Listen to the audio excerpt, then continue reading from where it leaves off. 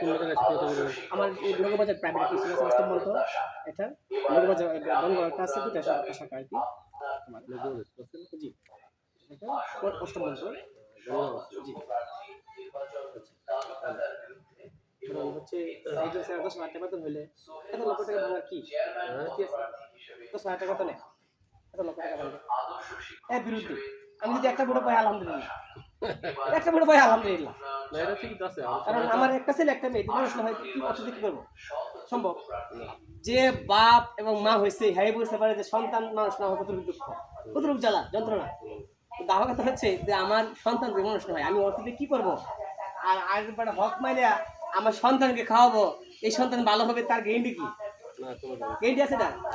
আজকে তো 12 টাকা সন্তান মানুষ হইতেছে না এটার জন্য আমি একটা বলে আলহামদুলিল্লাহ মানে কাছে খুশি আছে বিনা পয়সা বিনা সবার আচ্ছা আসসালামু আলাইকুম